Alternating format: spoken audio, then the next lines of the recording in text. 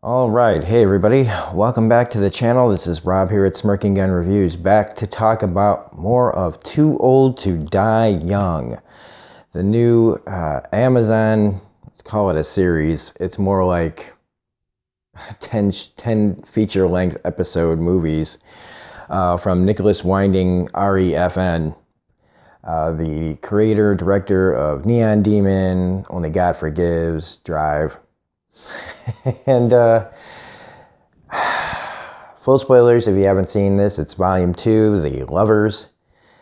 And I just really want to quickly address a commenter from the first volume, who said that my review wasn't coherent because I say too much random shit and that I'm not precise. That's not how we do things at this channel. Everything is improvised, off the cuff, and sometimes I forget things. And I say random shit because that's part of the channel, okay? That's part of my personality. If you're looking for a clinical review, I suggest you go find it elsewhere. It's fine. I can take criticism. But that is fundamentally asking me to change how I do things, and that's just not going to happen. So respectfully, no. if you and the beauty of that, the statement of not being coherent, I give you volume 2 of this show, whatever it is, because this is, for the layman, an incoherent mess. So the fact that anybody's even trying to review this show, especially this episode in particular so far, go make your own videos, you pretentious film student douchebag. It's 7:22 in the morning and I've already had to use the words pretentious and douchebag. Actually, look, man, and that makes it sound like I'm hitting on all film students, but no. I just don't like when people are talking about their art in such a lofty way that they can't handle the fact that sometimes somebody's going to have to review something for the everyday person. And that's what we're trying to do here. Is I'm trying to talk about this so that people that tried to watch this and couldn't understand what was going on. Amazon has got a great track record of giving complete freedom to the people that create for it. And it's really amazing. And it has created some really awesome stuff. Because this gives the artists and the creators and the directors and the writers that do things on Amazon, you know, free reign to do their passion projects. And sometimes we get some really, really awesome stuff. Like Manchester by the Sea and The Big Sick and The Lost City of Z. And there's just a ton of stuff. I mean, Amazon's got a way better track record for movies and television shows these days, to me, than Netflix does. Now, there are exceptions to the rule to this. As far as like what's going to be accepted by mainstream people. And Too Old to Die Young, it has a great title, but most people aren't going to be able to get through this.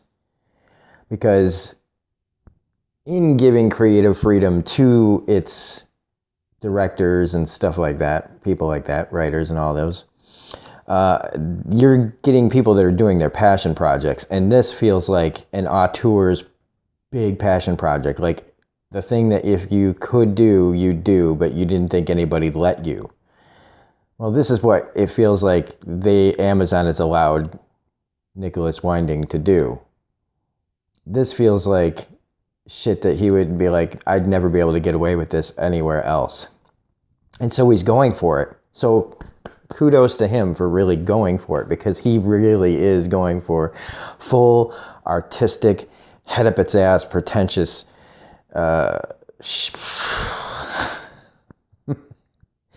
and your average viewer is not going to be able to get through this episode. 1, because of subtitles. 2, because it has to do with Latin America, and let's just face it, most Americans just don't want to hear this story.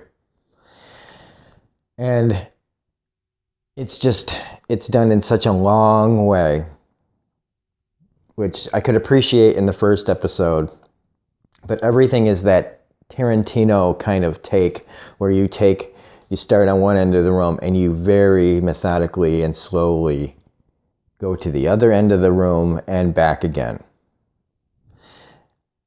Other directors do this, like I said, to like Tarantino and stuff, but they don't do it as slow as this. They'll do it purposefully, but this is slow.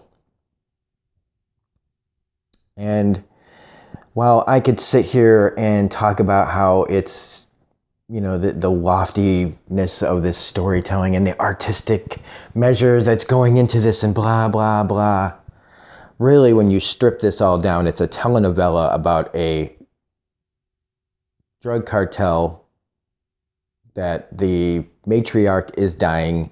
He has elevated his dead sister to basically godlike status. His son is a disappointment. His sister's son is like the son that he never had. See where I'm going here already?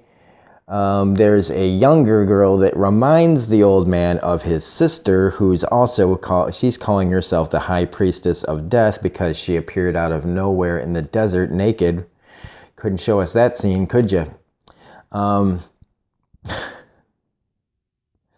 And you're just inevitably waiting for the old man to die so that the son can go and reverse all the things that his father had done to keep the peace because his son is a maniac.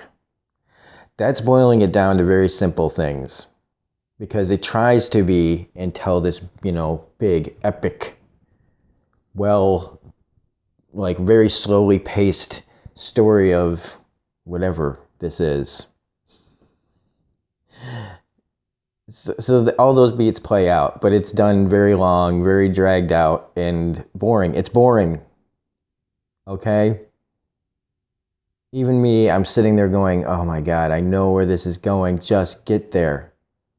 This could have been 40 minutes long, but because we're letting the artist do what he wants. I mean, he's basically Rian Johnson from The Last Jedi. Okay? Except he didn't try to subvert any expectations. His subverting of expectations was giving you nothing. The couple of moments of violence in this are just like, whatever. And you know, like I think it's meant to shock or whatever. I don't know. It didn't really do anything for me. It just was like, come on. I mean, I've never wanted to get through an episode so badly. Not because I didn't understand the material, because it was just taking so long to get there.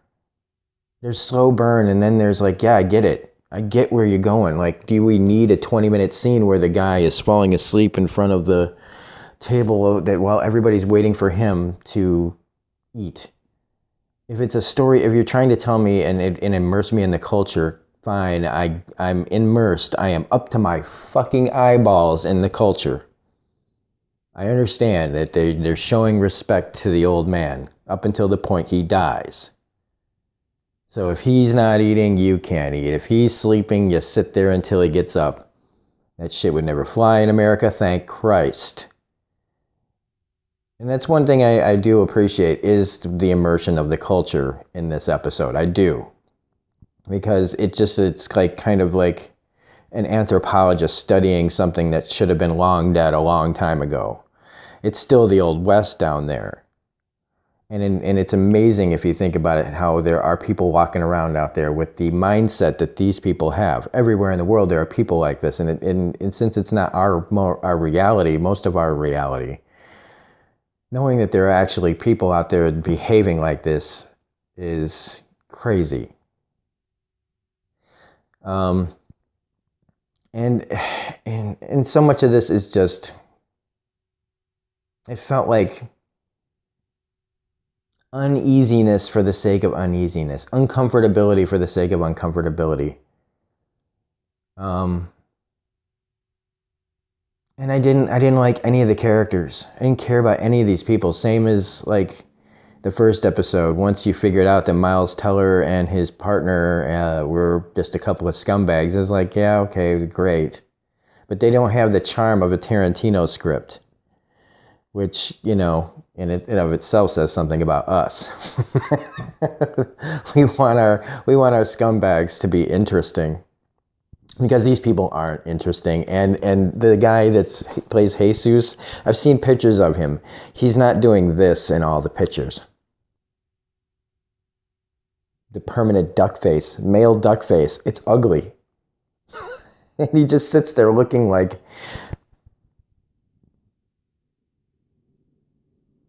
half the time, it's just boring, pretentious, up its own ass. It really is. And I don't even know if maybe he's just fucking with us.